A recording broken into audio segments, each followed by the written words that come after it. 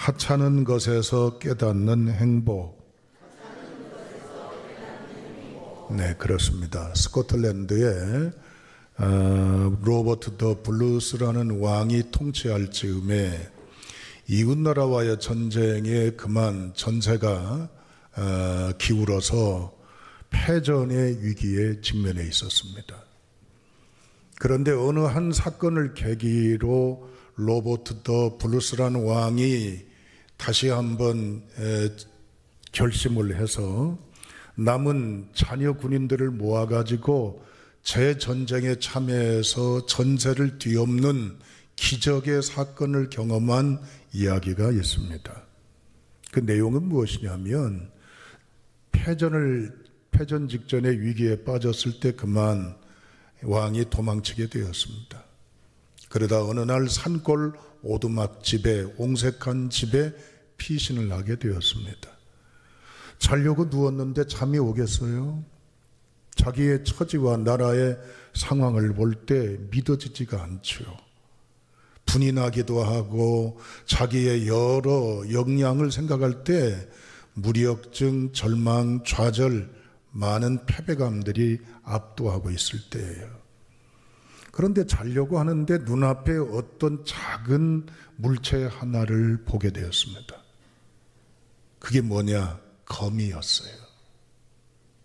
지붕에서 거미가 이렇게 줄을 타고 내려오는데 유심히 그냥 처음에는 대수롭지 않게 보다가 어느 시점에 유심히 보게 되었어요. 그런데 이 거미가 이쪽 기둥에서 저쪽 기둥으로 거리가 상당히 있는데 거미줄을 치려고 매달려 가지고 왔다 갔다 하는 거예요. 한눈에 보더라도 저건 어렵겠다, 불가능하겠다고 생각을 했는데 헤아릴 수 없는 이 동작을 반복을 하더니 결국 저쪽 기둥에 안착을 하고 그 기둥에 거미줄을 치고 이쪽 기둥으로 다시 탄력을 받아서 움직이게 되었어요. 결국 나중에는 본인이 생각하는 크기의 거미줄을 치는 걸 보고 충격을 받았습니다. 이 로버트 더 브루스라는 왕은 생각했습니다. 저 한낱 보잘것없는 하찮은 미물도 본인이 해결할 수 없는 심각하고 여러 극복하기 어려운 상황을 뛰어넘기 위해서 이렇게 모진 애를 수고를 도전을 하는데 내가 뭐냔 말이야. 나는 비록 지금 어려움에 처했다고, 내가 비록 위기에 직면했다고 이렇게 임금으로서 깊이 의기소침하고 침체하고 좌절에 빠져서는 안 되겠다. 거미의 이 도전 정신을 보고 하찮은 미물의 이 행동을 보고 깨닫고 절초부심해가지고 말씀드린 대로 남은 군인들을 추스려서 전략을 세워서 결국 이 전쟁의 전세를 뒤엎는 기적 같은 일이 벌어졌다는 이야기입니다. 아주 작은 미물 하나지만 한 나라와 인생을 뒤바꾸는 놀라운 역사가 실화로 전해지고 있습니다. 오늘 본문의 말씀은 우리 눈에 잘 띄지 않는, 주목받지 않는 정말 미미한 생명체입니다. 그러나 아굴은 이 네 가지를 관찰한 다음에 우리에게 지혜를 주고 있습니다. 하나님은 아굴을 통해서 말씀드린 대로 눈에 띄지 않는, 주목받지 않는 미미한 존재 네 가지를 통해 오늘 우리에게 말씀해 주고 계십니다. 무엇을? 하찮은 거지만 이 속에서 너희를 비춰보고 너희의 삶을 돌이키고 조명하라는 얘기입니다. 그 네 가지가 뭘까요? 오늘 본문 말씀 24절부터 28절에 소개가 되어 있습니다. 따라합니다. 개미, 사반, 메뚜기, 도마뱀. 그렇습니다. 여러분, 사람의 인물평을 할 때 미안합니다만 짐승이나 곤충에 비교하는 것 썩 그렇게 좋은 칭찬, 격조 있는 호평이 아닐 때가 많아요. 그러나 오늘 말씀 다시 강조하지만 이 개미나 사반이나 메뚜기나 또한 도마뱀, 우리의 생활 속에서 접할 수도 있지만 이스라엘 백성들이 볼 때도 아주 눈에 띄지 않는, 스쳐 지나가도 모르는 그러한 미물에 불과합니다. 그런데 하나님은 오늘 저와 여러분들에게 하찮은 것에서 이 12월을 향해 나아가면서 깨닫는 지혜와 결단을 통해 유종의 미와 새로운 삶의 출발을 말씀하시려고 합니다. 그 첫째, 25절 다시 한번 읽어보시지요. 읽습니다. 시작.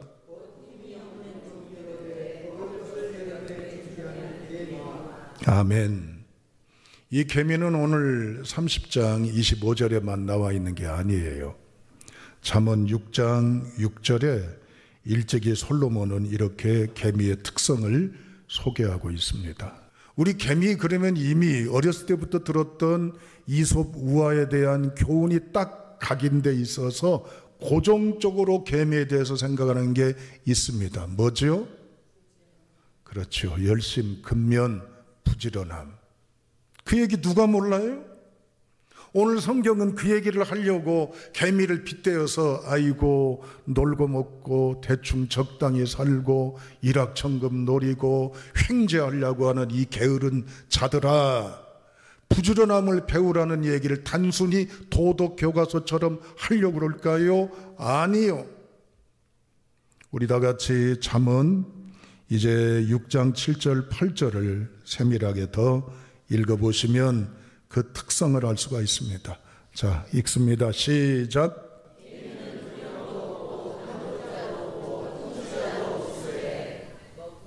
예, 8절.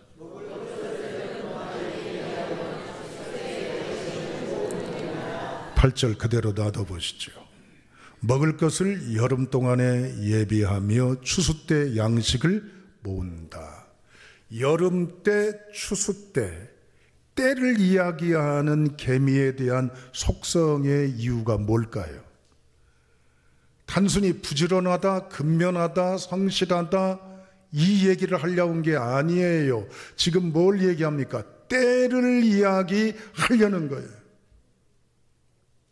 미물인 개미, 하찮은 개미도 지가 양식을 모으려고 할 때에 그 때에 적합하게 활동하고 움직이고 거둘 때 양식을 주어서 쌓아가려고 하는 그 때에 맞게 너희 눈에 들어오지 않는, 너희가 같이 살아가는 이 세상의 땅 위에 또는 땅 속에 소리 없이 느낌 없이 살아가는 개미도 지가 일할 때인지 안 할 때인지 때를 분별해서 산다 그 말이에요.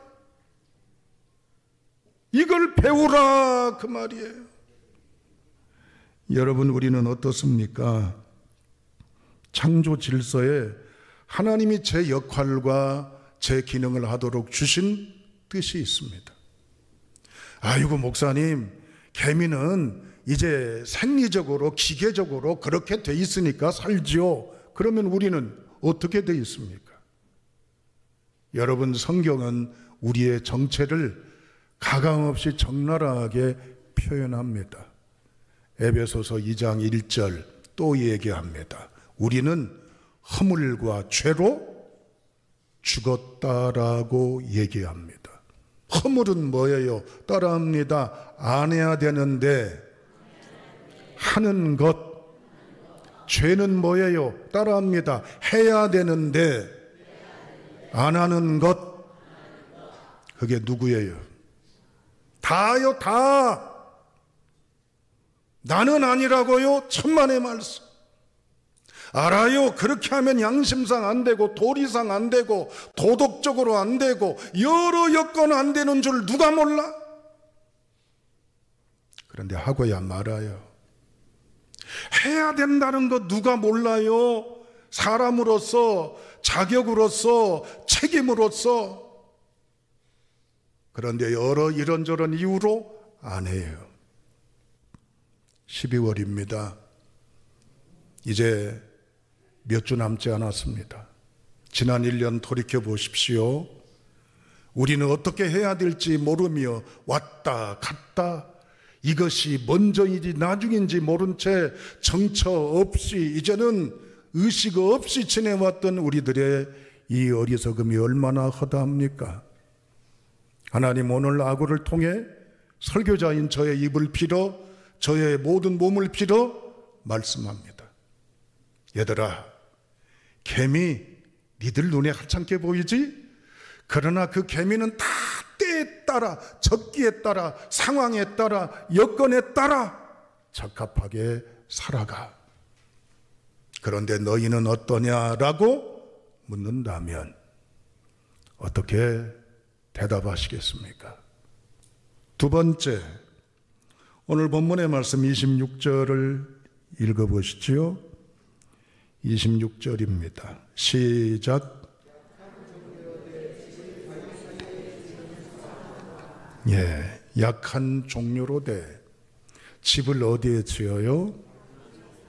바위 사이에 짓는 그 주인공이 누구예요? 사반이에요. 히브리어는 사판으로 나와 있습니다. 그런데 이걸 개역성경에서는 사반이라고 번역했습니다. 사판은 뭘까요? 약하대요. 그런데 바위 사이에 집을 지었대요. 이 사반은 뭐냐? 따라합니다. 바위 너구리, 들쥐, 고슴도치. 한번 잘 모르지만 연상을 해보세요. 등치가 커요. 날카로움이, 방어가, 공격이 전혀 없습니다. 그런데 살아남기 위해서 어디다 집을 짓는다고요?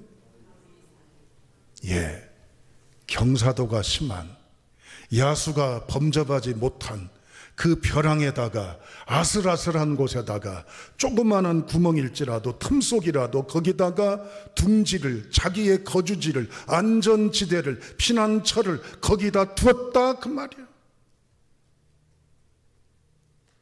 이제는 바위너구리나 들쥐나 고슴도치라 할지라도 이렇게 자기의 신변의 안전을 위해서 나름 생각한 게 전혀 상상밖에 없는 안전지대를 두고 살아가는데, 너희는 무엇이 안전지대냐라고 역설적으로 묻는다면 뭐라고 여러분 대답하실 수 있습니까?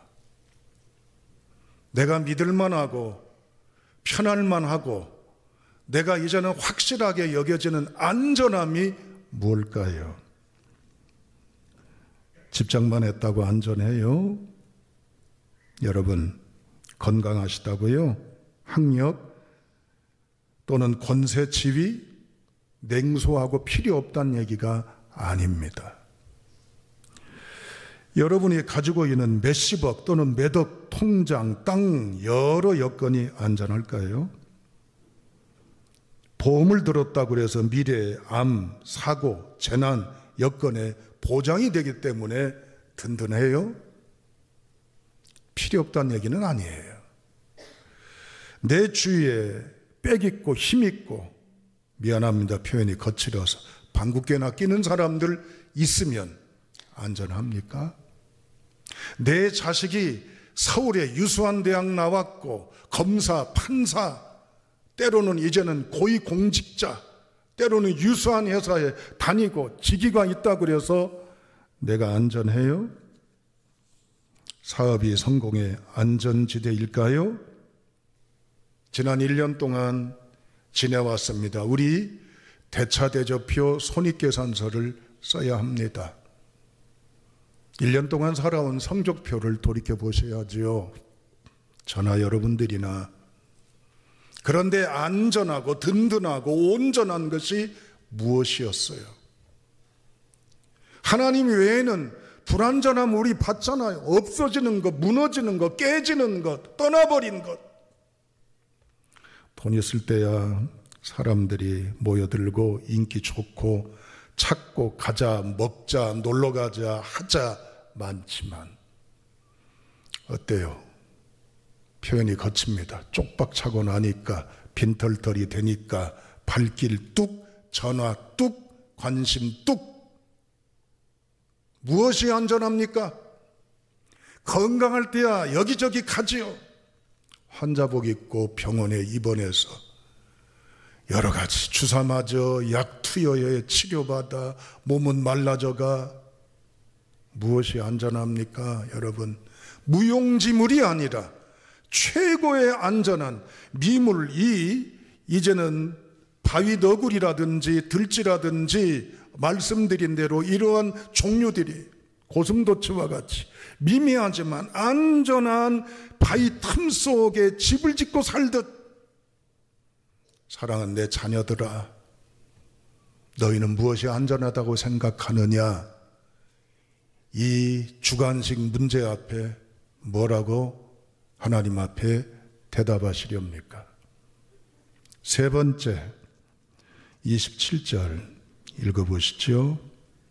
27절입니다. 시작. 예, 메뚜기 얘기 나옵니다. 그런데 임금이 없대요. 그런데 떼를 지어 나아간대요. 다. 개미, 여왕개미 있죠? 벌, 여왕벌 있죠? 메뚜기, 여왕메뚜기 있어요? 없습니다. 그런데 어떻게 이렇게 떼를 지어서 뭉쳐서 나아갈까요? 메뚜기 한 마리는 아무것도 아닙니다. 오늘 본문 여러분 27절을 주목하세요. 다 떼를 지어 그랬어요.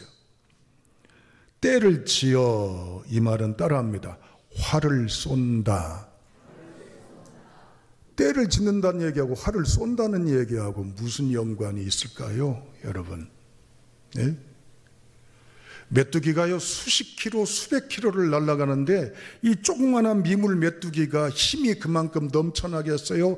가다가 지치면 활을 쏜다는 얘기는 어느 메뚜기 등 위에 올라타서 그 메뚜기를 도움을 받아 힘을 축적하고 있다가 어느 정도 회복이 되면 활 쏘듯 팍 또 나간다 그 말이에요. 누가? 서로 메뚜기에서 찾을 수 있는 교훈은 뭘까요? 누군가를 위한, 무엇인가를 위한 헌신, 희생, 봉사, 감당, 이겁니다. 여러분, 비록 작은 존재일지라도 그 누군가의 무엇인가에 영향을 주는 미물일지라도 의로움과 아름다움. 묻습니다. 나는 아무도 도와주지 않아도 꿋꿋하게 그 자리, 그 역할 하고 있나요? 알아주지 않는데도, 시키지도 않았는데도, 박수도 환호도 수고했다는 말도 없어도 애쓴 나를 일으켜서 모두 앞에 감사패 표창장 시상식이 없어도 인정하지 않아도 하고 있느냐 그 말이에요. 안타깝지만 우리는 그렇지는 않습니다. 내가 이만큼 애썼는데, 수고했는데, 이건 집이나 직장이나 어디서든지 심지어 교회 공동체에서도 마찬가지요. 나를 몰라줘? 내가 이 교회 된 지 얼마인데? 내가 직분이 뭔데? 내가 이만큼 했는데? No! 하나님 묻고 계십니다. 너 애썼지? 수고했지? 고생했지? 그러나 메뚜기 때 미미함이라 할지라도 작은 메뚜기 하나가 엄청난 영향을 주듯 알아주지 않아도, 박수가 없어도, 환호가 없어도, 인정이 없어도, 광포함이 없어도 따라합니다. 그 길 가려무나. 아멘. 사랑하는 여러분, 십자가는 이제는 낮음과 섬김의 권세입니다. 하나님의 백성된 우리가 메뚜기와 같이 떼를 지어 다 가도록 힘을 나누고 섬기고 영향을 끼치는 의의 성도가 될 수 있기를 주님의 이름으로 축원합니다. 이제 마지막으로 28절입니다. 다 같이 읽겠습니다. 시작.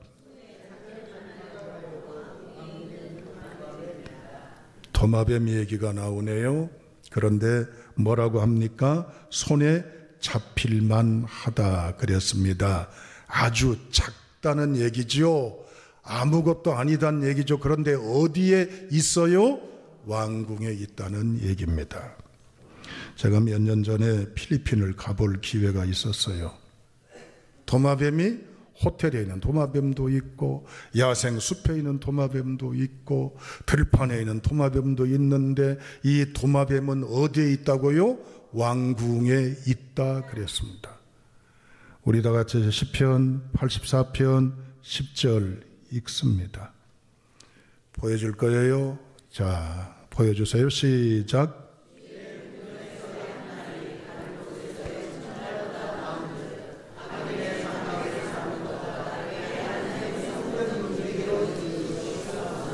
아멘. 좀 놔두세요. 시편 84편은 맨 앞에 보면 표제가 있습니다. 고라 자손의 시라고 나와 있어요. 다윗의 시가 아니에요. 고라 하면 떠오르는 느낌 아시는 사건이 없습니까? 모세와 아론에게 쿠데타를 일으켰습니다.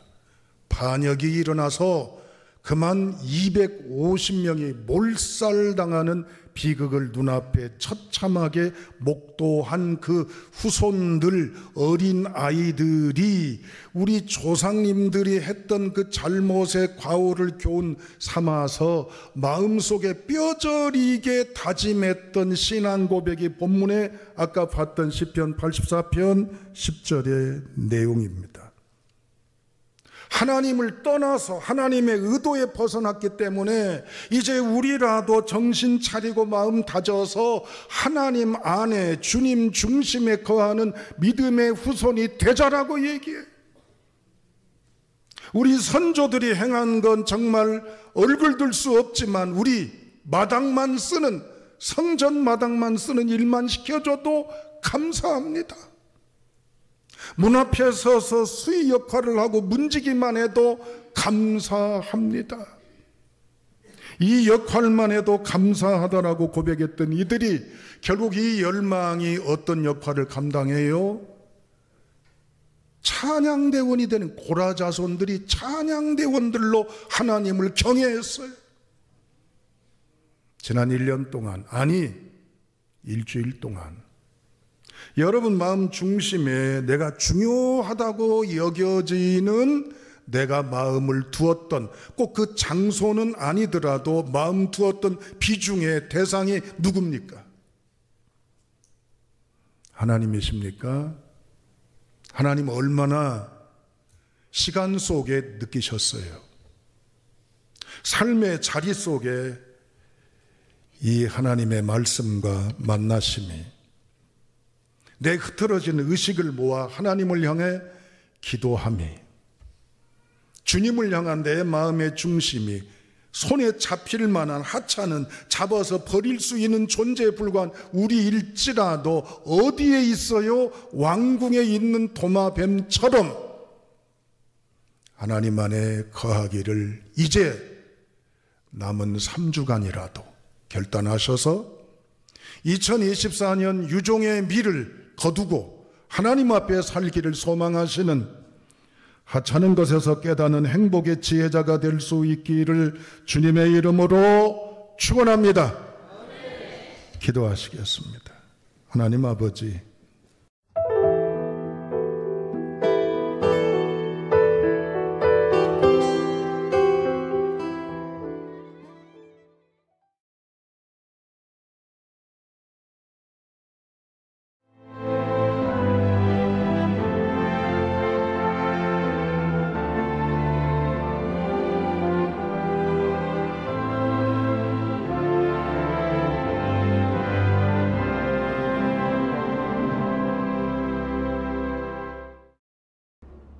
철에는 판타지가 있다.